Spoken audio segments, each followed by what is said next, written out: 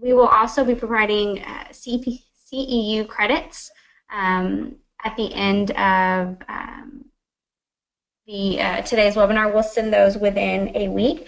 So if you have any questions and don't receive that for whatever reason, please send an email to Sarah@itstimetexas.org, and that contact information will be on the last slide. I think that is it for logistics. Again, if you have any questions, feel free to type those in. So we will go over quick updates and resources, and then we'll let our two presenters speak on their topic areas, and then we'll leave that time for Q&A at the end. So let's go ahead and dive in. So really quickly, we want to acknowledge our 2016 Shak in Action winners. We had about 50 nominations received last year, and these were the 5 districts who were awarded. There were many outstanding districts doing amazing work, but here are the winners from last year. Next slide. The 2017 Shak Award nomination is now open. That is the survey link right there. Winners will be announced the week of May 8th. And you have, what, about 2 months to get that in? No, I'm sorry. We're in March, so you have about a month to get that in. So make sure you get that in. Only 1 application per district. Thanks, Sarah. Also, if you'll notice, there is in the control panel a handout section, and we have put the PDF file of the slides in that handout section, so you can have all the links and all the contact information from today's webinar. Be sure and sign up for the additional webinars we have coming up.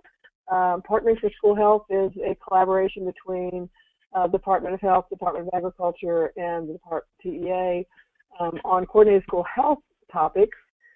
We have one on engaging students in nutrition activities on Wednesday, March 8th, which should be really good. Then there's another Shak webinar on a healthy school food culture on March 28th. And then Shak's in Action, Partnering for School Health, the actual law and what it says and what the responsibility of Shaks are in April. And then our final webinar for this school year will be PE Professional Development webinar in May.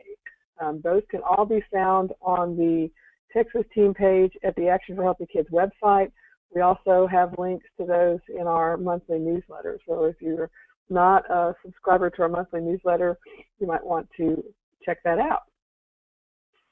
You'll also find on the PDF file a lot of different resources for Shaks.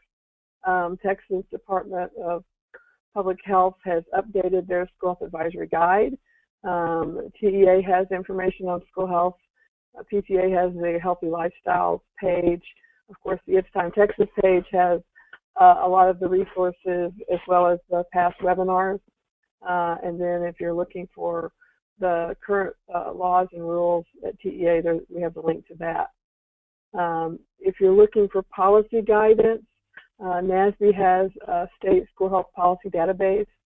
CDC has the whole school, whole community, whole child model, which is the expansion on the coordinated school health model. And then an organization called Center for Science and Public Interest, CSPI, has some great tools on improving school food and beverage environment. And then CDC has assessment tools, the School Health Index. And then we've added Spring Branch, who has some great resources that they've hopped on their website. And then the last resources I want to share is CDC and Shape America just released new resources on recess in January. So there's a toolkit on resource policies and plans and implementations that could be extremely helpful to you. And then Texas Department of State Health Services and TAFERD have also hosted several webinars on recess and physical activity programs over the past school year. And those are on Debbie's website, the Link website. So you can check that out. And then if you're following anything with state policy, Senator Kurt Watson filed a bill to mandate that districts adopt a recess policy review and revise it at least every 5 years. And as part of that policy, they would like the number of minutes weekly of unstructured playtime, and then whether recess is being used as punishment, basically. It's not telling you whether you can or can't or how many minutes, but this way parents will know what's going on with the school. So it's not any kind of a mandate as far as what you put in there, but just the fact that you are required to do that. So we'll see how this bill goes. Have not had a hearing on it or anything at this point. You can go to Texas Legislature online if you're interested in tracking that bill. So now I'm going to turn things over to our first speaker. Rose Haggerty was formerly with Houston ISD and has done a fabulous job there, and she was part of the original group that worked on the recess policy. So we're really excited to have her with us today and share her experience and her knowledge about working on recess policy. I'm going to turn it over to you, Rose. Thank you, and good morning to everyone. In about 2011, probably that fall time of the year, we had a parent that was speaking to a lot of key leaders within the district, and her concern was with the status of daily recess throughout the district. And as she went around and she spoke to everyone, and then I was finally introduced to her, and as her and I sit down, I found out that we had a parent out there who had done her research. She knew and could articulate very nicely what the state requirements were for physical activity and recess, and she also was able to articulate the importance, and she became a very strong advocate for physical activity and recess.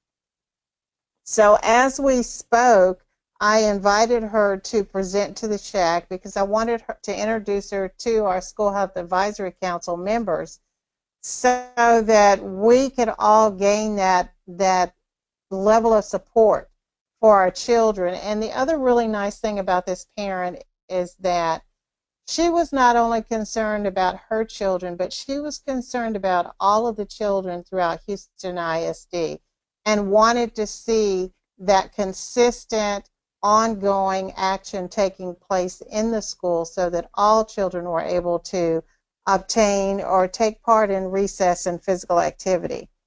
So once she presented to our Shak members were just so excited because we had a parent, number one, again, like I mentioned, that did her research. And the most important thing, too, is that she could articulate that very well and with very strong passion. Next slide. I think we're about a slide behind here. And go to the next one, please. Thank you. As you know, each year our School Health Advisory Councils are required to report to the school boards. And our very first report that we did to our school board came in an executive summary where the Shak had identified several goals that they wanted to work on. And one of the goals was to ensure that our children had adequate physical activity throughout the school day, whether it be through recess or physical activity.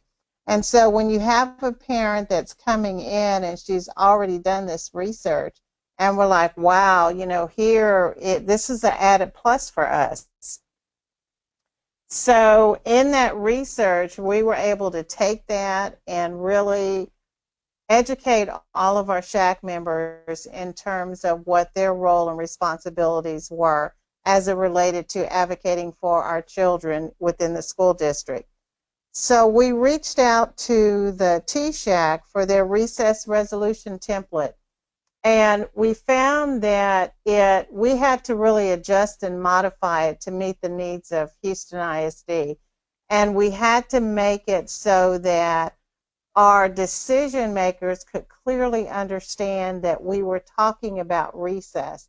Because when we first presented it, they were a bit confused between physical education and recess. So we had to make sure that it clearly talked about the importance of physical activity and it talked about the need for the children to experience recess on a daily basis, and that recess became a part of their instructional day. So we did adapt the template, and I think we presented the template maybe 2 or 3 times before it got to where the district was ready to look at it and approve it.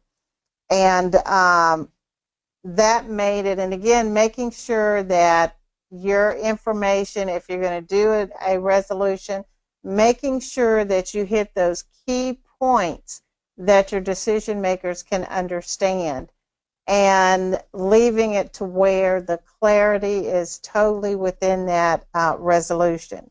Next slide, please. As we work through that resolution, one of the things that happened was, and we call it a bonus, is that our policy administration department began to say, oh, this is about recess. We need to look and see what policy says about recess. As a result of that, we ended up having to revise our recess policy. So in the attend, and this is a prime example of taking small steps at a time. At first, we looked at only doing the recess resolution because we wanted our board members to support us in ensuring that building level decision makers and teachers also understood the importance of recess, and that it was okay to schedule recess, and that it was an expectation to schedule recess throughout the day. That was initially our intent, but we ended up getting an added bonus because we revised the recess policy. Once you're doing a policy revision, it takes 2 presentations at a board. So we presented at our first board meeting, and then our second board meeting, which was the last one, and that meant that our board members would be voting on the recess resolution and the policy revision. We had a parent, and of course it was the parent who really initiated the whole process for us. And then we had 3 students from elementary school. We had 2 young men and a young lady. 2 of the students had a prepared speech. One young man was just so excited about presenting before the board. I mean, he came ready. He had his suit jacket on, and he said, no, I'm going before the board, and so I need to have my suit jacket on. And he didn't have a prepared speech, and we were just a little bit concerned about that. But he spoke, and he was the most inspiring young man, because the first thing he said was, you know, when I heard that other students in different schools in this district didn't have recess, he said, I could not believe that. How could kids at different schools, and we're all in the same district, how do they not have recess? We have it, and I just don't understand why kids in other schools don't get recess. And he told the board members, he said, you know, we have to take math, science, and social studies, and we need a break. And just his presentation alone, I mean, his was just so inspirational. You could tell it was coming from the heart. And those children were just extremely impressive. And after the presentation, they were able to vote on it, and it was a unanimous vote. Everything passed, the resolution passed, as well as the policy. And so we attribute to, you know, our kids, giving them a voice. You know they can speak well to any issue. We just have to help prepare them and allow them an audience so that they can do that. And as a result of those students doing that, I wanted to recognize those students. And it was during a time, I think the board was at the end of the school year in April or May, and then I wanted to recognize those kids because I didn't want their work to be unnoticed. So in the fall of that year, when we had our professional development for all of our health and physical education teachers, I invited those students along with their parents to be recognized in front of our health and physical education teachers. What that did for us is, number one, it reminded our teachers that we do have a school health advisory council and they are there to support you. So our parent that spoke at the board, she spoke to our teachers and she relayed that message to our teachers that let us know how we can help you. And I think that was one of the things that created a strength about our School Health Advisory Council. And then I was able to recognize those 3 students, and I presented them with a tapered Student of the Year certificate. So, you know, again, recognizing and acknowledging the work that our individuals do. And for those kids to get up and speak before board members, I thought that that was just, that was something that, you know, they wanted to do, and I applaud them wholeheartedly for their effort. So that ended up being a really nice thing for us within the district. Next slide, please. The next slide, and you can take a look at that at your leisure, is the actual recess resolution that was approved and signed by our board president and secretary. So if you take a look at that, you can see that it clearly pinpoints recess only. And again, we felt that we needed to make it so that it identified recess only to provide that clarity for our board members. Next slide, please. Currently, within HISD, and I want to mention also that I am stepping in for Felicia Caesar White, who is the current manager of health and physical education in HISD, and she was not able to join us today. But she did share with me where they plan on going, what their next steps are. So one of the things that they are going to do is revise the recess resolution. They're also going to revisit the board policy to see if there's any revisions that need to be done.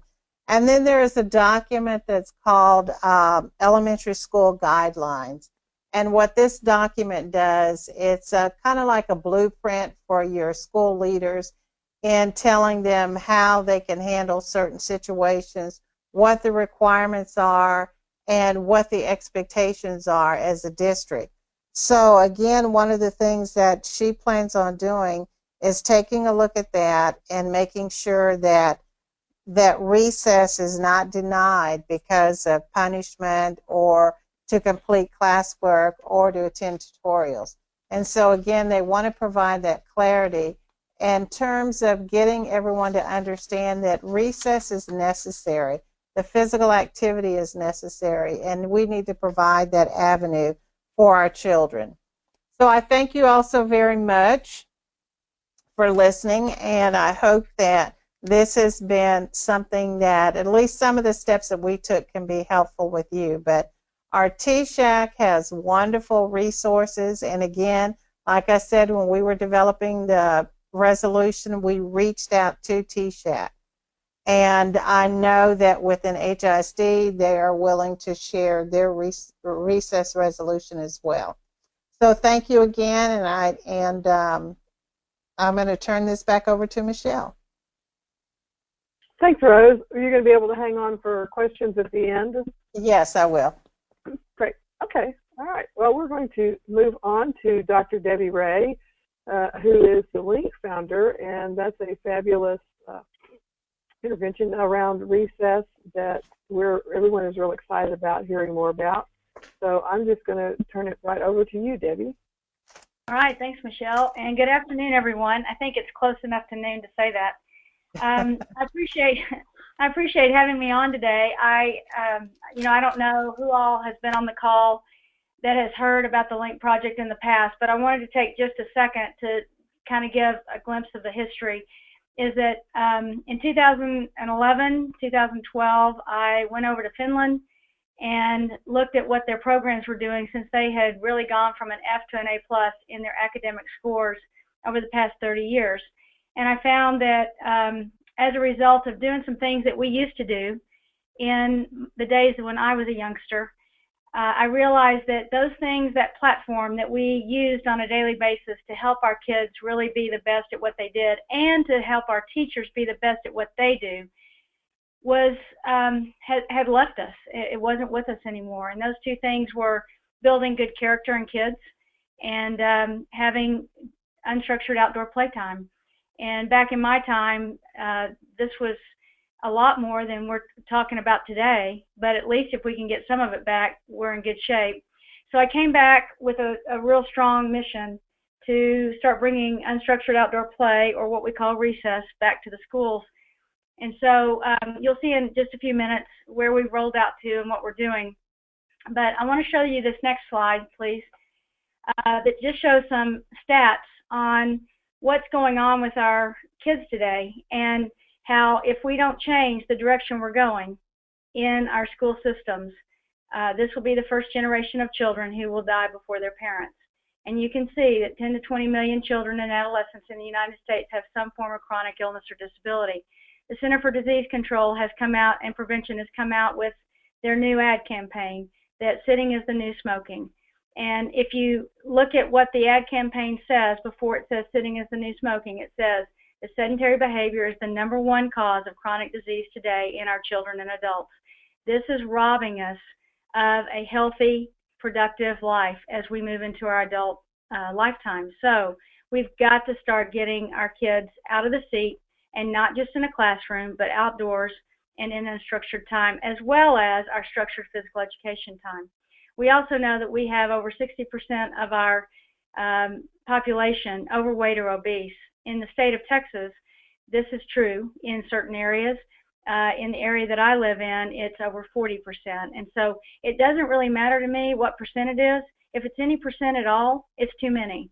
And we've got to start getting our kids moving again to start changing this trend that has become normalized in our society. The other thing is that we are doing a lot of assessments with our kids in the schools, and we say, well, we need this much time on content, but in reality, we spend more time on testing every day in the classroom than we even do on learning content.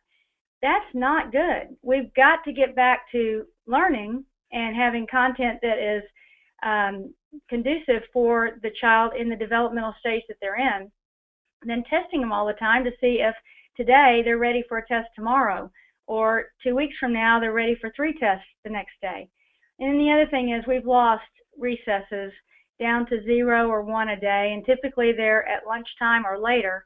And for kindergartners, pre-K, kindergartners, first graders, when they don't have a recess till the afternoon at 2 o'clock, that to me is criminal. We've got to start giving recess at a time where kids won't go all day long before they have a chance to go out and stretch their legs.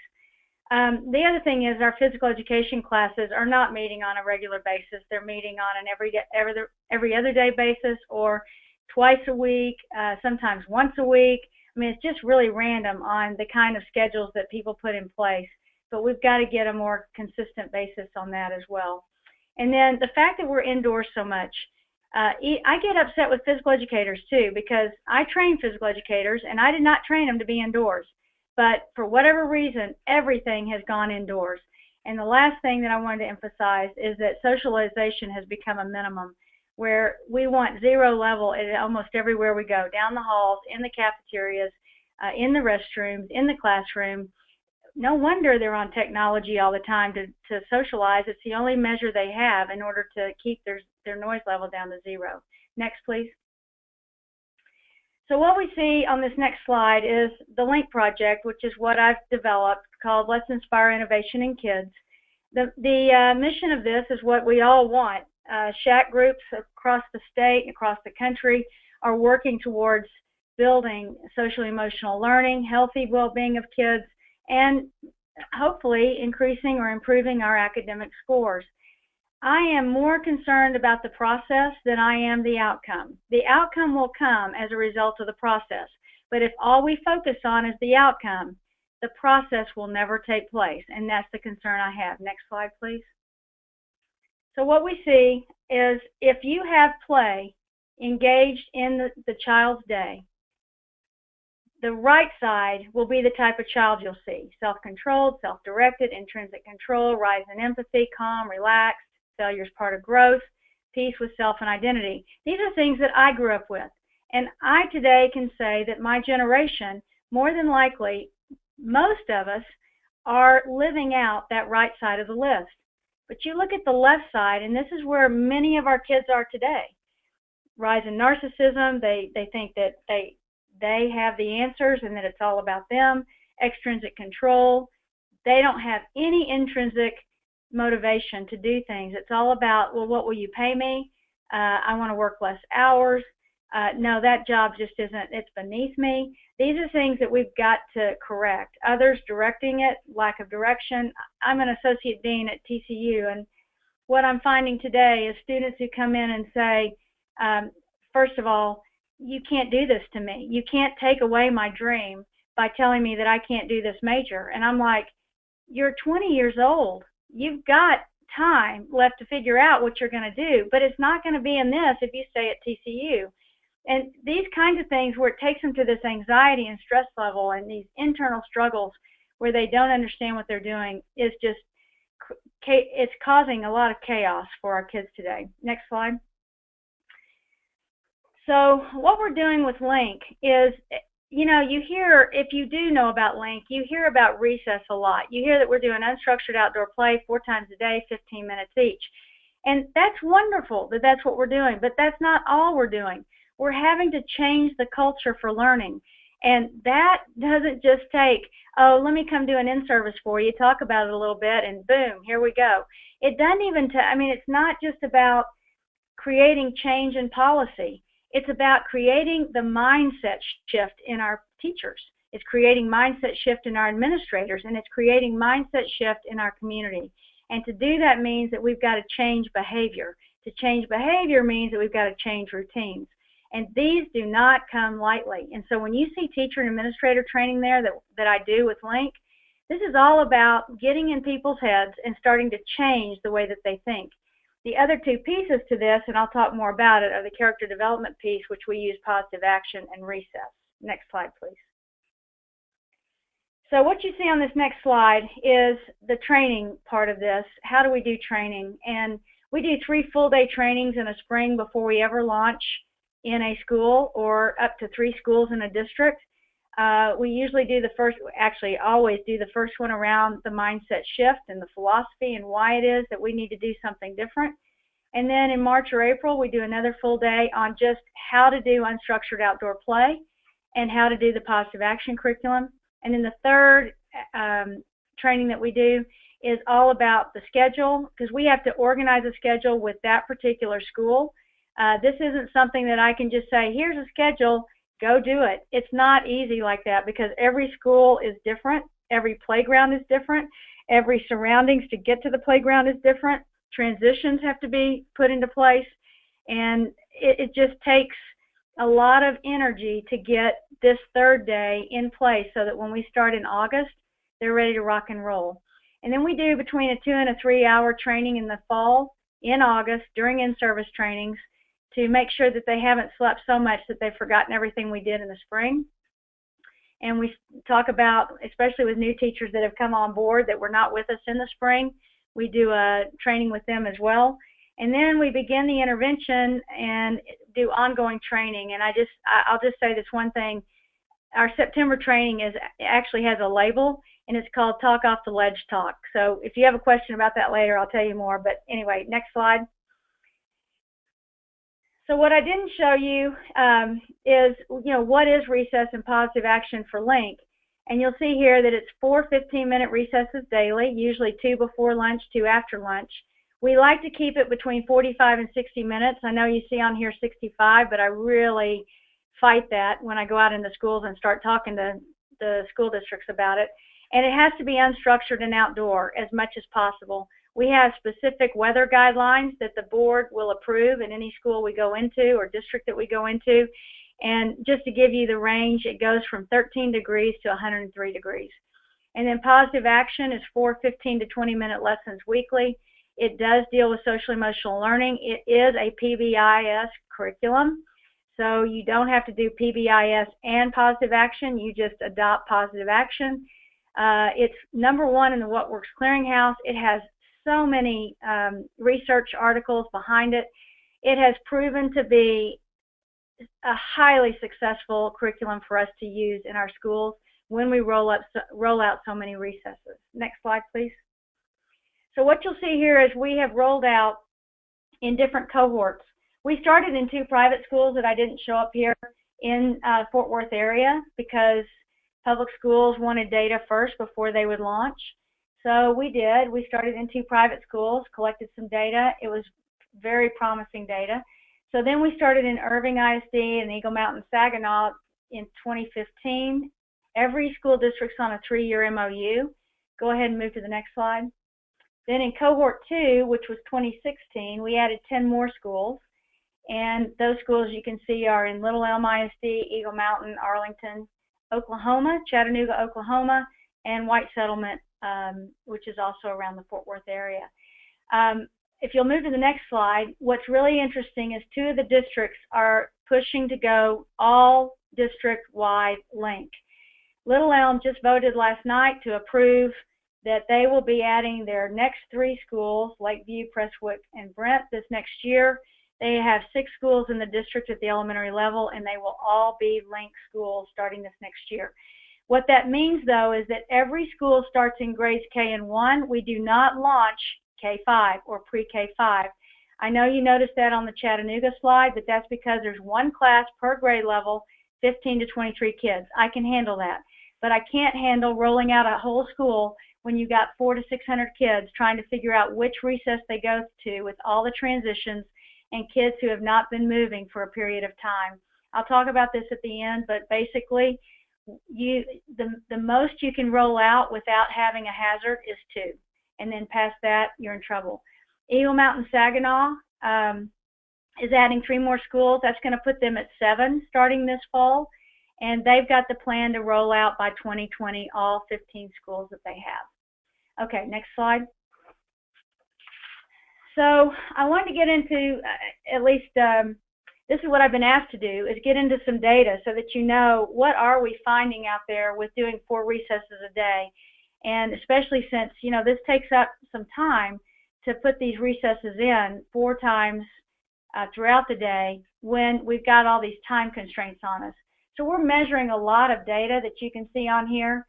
But what we have found is that this is very, very good for being able to prove to school districts that even though we're losing some time on our end, it's not quantity of time that matters when you get into a link school, it's the quality of time that matters. And I can't stress this enough. We're all about being intentional, we're very quality oriented, and we're not concerned about the amount of time somebody's on task, but the type of material and the quality of the material that they're doing. Next slide. So at a glance, what I'm showing you here that I'm going to show you the actual results for is behaviorally our kids are improving in off-task behavior, meaning they're becoming on task more. The environment of the classroom is changing dramatically. They're gaining ground by, let's say they're at 50% off-task behavior before they start this project. We're bringing them down to about 28%, 24% in some of our grade levels by the end of 1 year's time. Our comparison schools are not changing, as you can see there, hardly at all. BMI, our kids are decreasing from 17.5 to 17.2 over a year, where the comparison school kids are going up a point.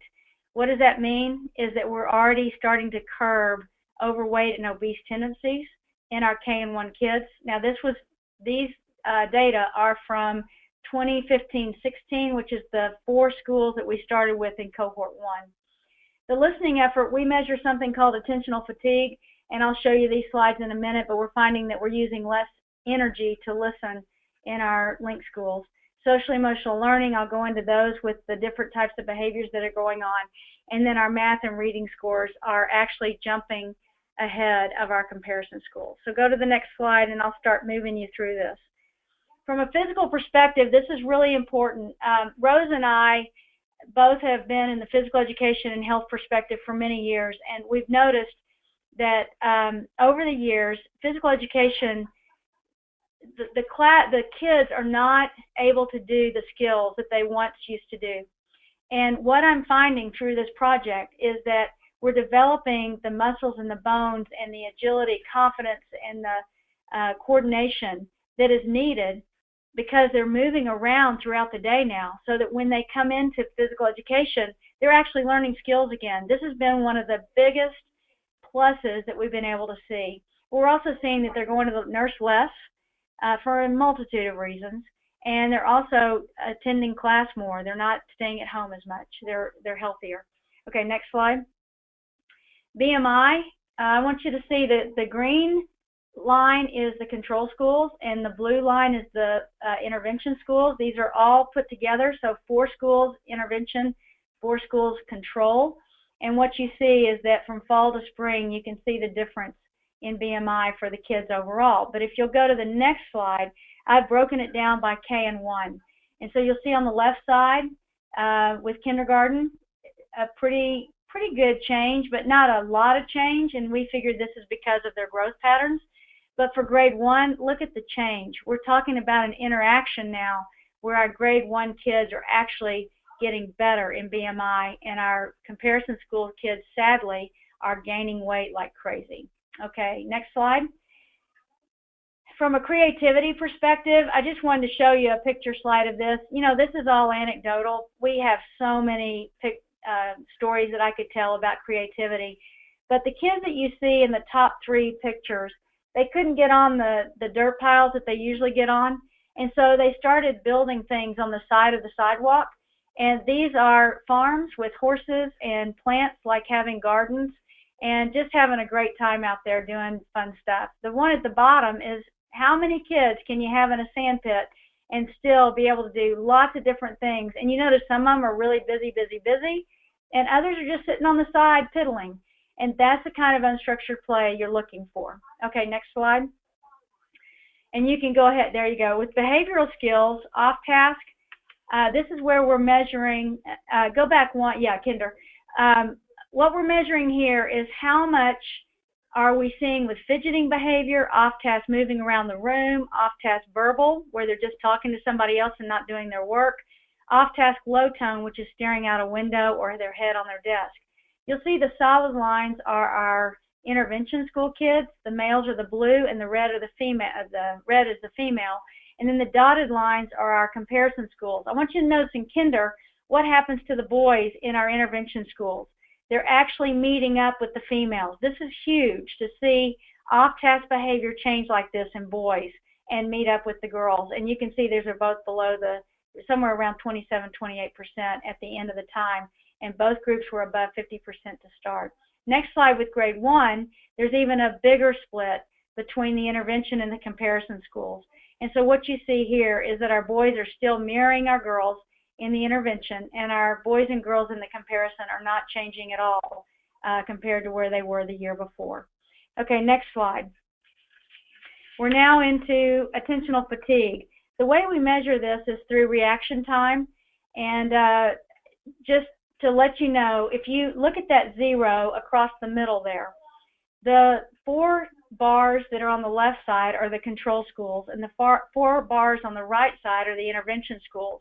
So what you're seeing is that the reaction time is slower in our control schools, and reaction time is faster in our intervention schools. This is fall to spring in 2 different schools in the control and intervention. So what this is telling us, and this is a huge home run hit for us, is that we think that we have to do math and science in the morning because that's when the brains of the children are fresher. What this is showing is that the brains of these children are not fresher in the morning or the afternoon for the comparison schools. And for the intervention schools, they're fresher all the time. Just start the intervention, and this is the kind of stuff that'll happen. Next slide has to do, and these I'm just going to kind of roll through with social skills. You see those kids climbing the pole? It made me a little nervous. It's over concrete. But we do teach them that it's all about responsibility. It was just a fun time to kind of catch them all doing something kind of fun. move on to the next slide. I'm going to roll through these pretty quick. But if you see the first one, the green bar is always control and the blue line is intervention. You'll see that our pro-social behaviors are, again, better for our intervention schools and comparison schools based on our positive action curriculum. Next slide. You'll see the same thing with our honesty. They're better in that regard too. And then the next slide with empathy as well. And empathy is something we really like to see, because this means that our bullying is going the other direction if our empathy is on the rise. Okay, last but not least are the cognitive skills. And with those, these are all pictures that we take off the playgrounds that are link oriented. But if you'll go on to the next slide with math scores, I'm not going to show you the actual how the charts look. I'm just going to tell you that overall in math, the intervention schools went from 65 to 81%, and the comparison schools went from 65 to 79. Now this went across 4 schools, very varied in their socioeconomic status, their ethnicity, the demographics in general. But what you see is that the males increased, intervention males increased over the comparison schools 17 to 14% in growth, and the girls 15 to 13. And if we look at the reading scores, you'll see the same kind of thing. You'll see that the overall 16 to 14, and if you look at males, they were about the same in reading. The girls, this was phenomenal.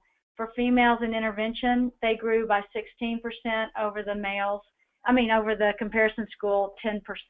So the growth was huge for our females in the reading skill area. Okay, move on to the next slide. On this one, I just want to talk for a second about recess considerations, because as Rose said, we want, and across the organizations with this today, I want to thank both organizations for putting this together, because it's important that we have recess, but it's also important that we do it the right way. And teachers need to be out there, because it's just as important for teachers to have breaks as it is for the kids to have breaks. And I can't say this enough.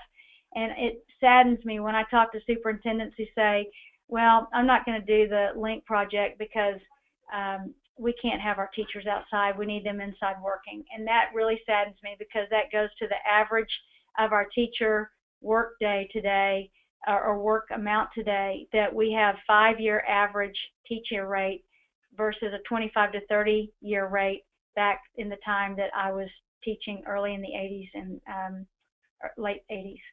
So we've got to maintain safe playgrounds. The information that's been put out by SHAPE and CDC is very helpful. But again, unless teachers are on board, and unless you know who's going to be going out and monitoring these recesses, and I wish it would be the teachers, we need to make sure that they understand why they're going out, and the training is really important to do that. Next slide. This is my final slide, and what this one has to do with is what can you do right now. And Rose Haggerty talked very well about, hey, you need to get some policy changes made in your district, and I think that's really, really important. You also need to make sure that you are helping teachers understand why they're outdoors, and that's hard to do when you're right in the middle of things. Like I said, it takes us 3 days, 3 full days, to get teachers and administrators to think differently about this, and about taking the pressure off of what kind of results they're going to have, without looking at what kind of quality are they having in the seat, in the classroom right now. And then I would say you want to make sure that you're getting one 15 to 20 minute recess daily, where you're not having anybody withholding it for punishment or testing or tutorials or anything like that. Then add a second recess. The one thing that I'm going to caution everybody on is, nobody likes to be told, you now have to do this. There's no option to it. You have to do it, without something that helps them understand why they have to do it. Because otherwise, all they do is feel more pressure. They start getting angrier than they already are, and they refuse to do it even more. And so we've got to make sure that the buy-in is there as we roll it out. That's why the 14 schools we're in right now are 100% adherence successful, is because we do the work on the front end to get them ready, so that on the back end, they can do what they do. And then the positive action, I cannot say enough about this particular curriculum. It's taught 4 days a week. It has to be done. It is important because the kids are not getting this kind of stuff at home across the board consistently. And then the principal is #1, has to be supportive of what's going on out there.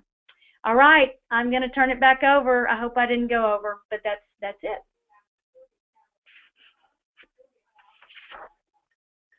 You talk fast, Debbie. You did great. You did not go over. Thank you. See I guess you finished exactly on time. We were going to give ourselves a little bit of time for Q&A here. So, you finished. So I had gotten a question about what's the first step, and your last slide kind of talks about that, starting out with, one 15-minute recess and then adding a second one, but the importance of teacher training. Is there any, outside of your program, where would they go to find the type of information they would want to use to help train teachers and school administrators on the importance of recess? Is that something they can get from state? There's not any. At this point, there's just not it's a behavior change strategy, and it's understanding how to work with teachers with where they are. And so it's not like, okay, read a manual and then just go do it. I have to really work through wherever people are at the time. I will say that they can reach out to me to come train. I've got trainers that I've trained that can come train.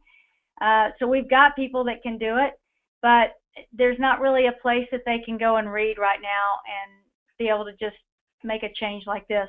For doing 2 recesses or less, that change can be made without a huge mindset shift. But to do more than that, they're going to have training. Okay.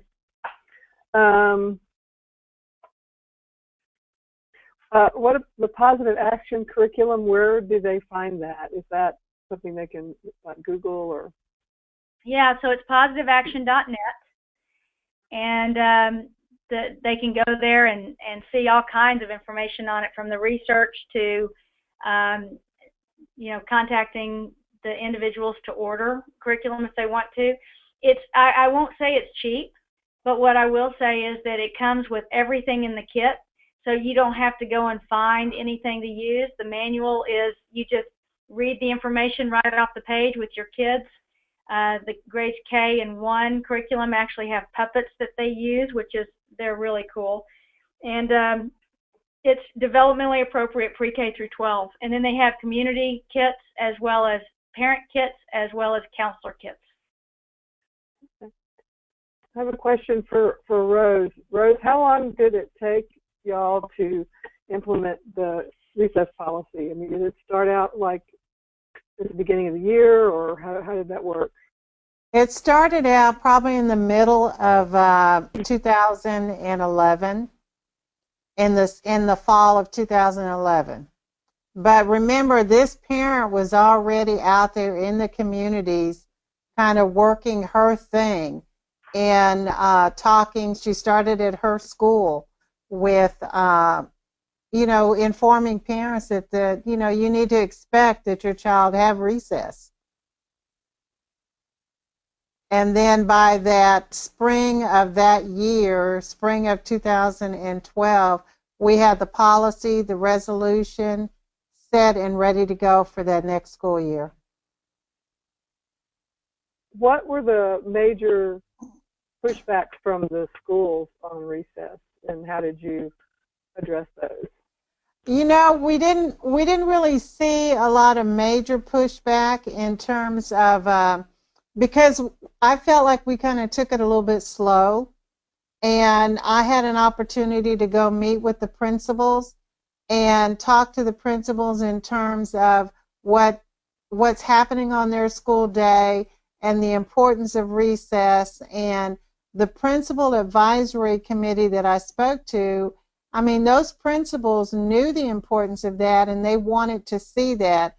So it was almost like having this, okay, it's okay to have recess. We support you, from that top level leadership.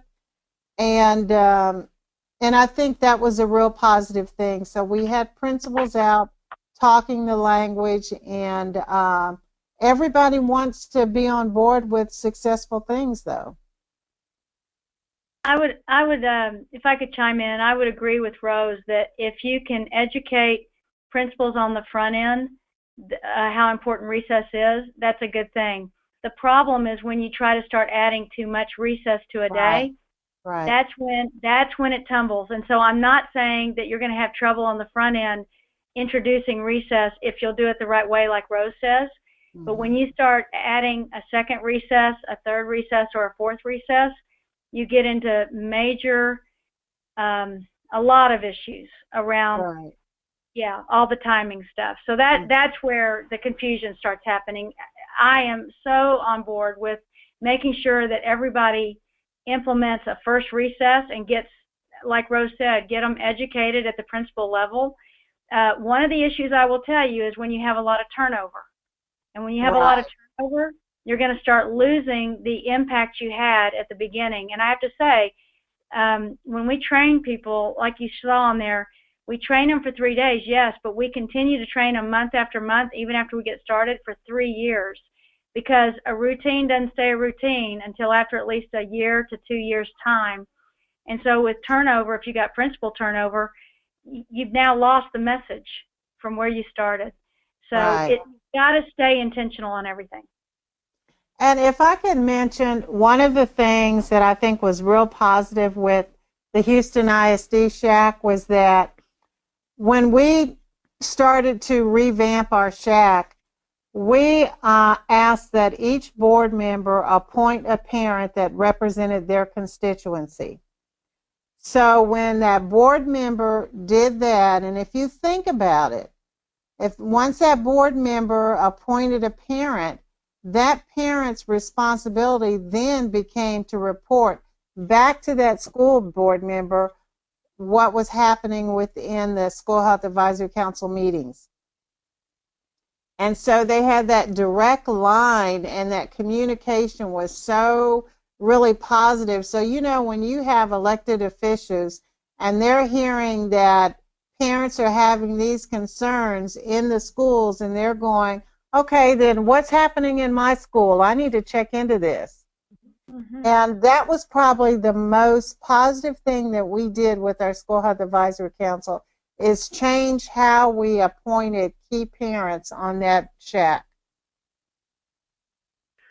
That's fabulous. I'll be honest, Austin has tried to get our school board members to appoint people and have not been as successful as we would like, but we did get a school board member appointed to serve on the Shak. So we have a non-voting school board member who comes to Shak and then goes back and shares. So it's not as, I don't think it's as effective as having those parents engaged with their individual school board members, but having that school board member present and knowing that they're sharing something back with the school board has helped us a lot as well. Yes. It is important. But they listen to parents, and that was a big thing that helped us in HISD. I don't see any more questions. This is your last call for questions. I want to thank Rose and Debbie. You guys are very passionate about your work, and it shows, and we're so blessed in Texas to have y'all and have people that are doing such great things. Debbie, how do you pick your next round of schools that you're going to work with? Is it people contacting you? Or? Yeah, just contact me and let me know your interest. I've already been in contact with Grand Prairie, Pasadena, Spring Branch, Katy, Northeast ISD. So, you know, there are school districts out there that are in varying parts of discussion. And so, all they have to do is contact me on it. Thank you. Well, we will be posting this webinar, and we'll send you an email that shares where it's posted when it's up. And if you have any questions, you should have been able to download the handout here, and you can have contact information for both of our wonderful speakers, and also for Sarah. Don't forget, your School of Advisory Council could be recognized as for their successes, go ahead and consider nominating for that award.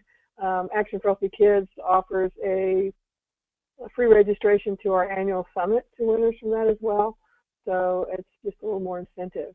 We appreciate you guys attending this morning, and we hope you'll join us for our other webinars in the future. And thank you for joining us today. Thank you. all.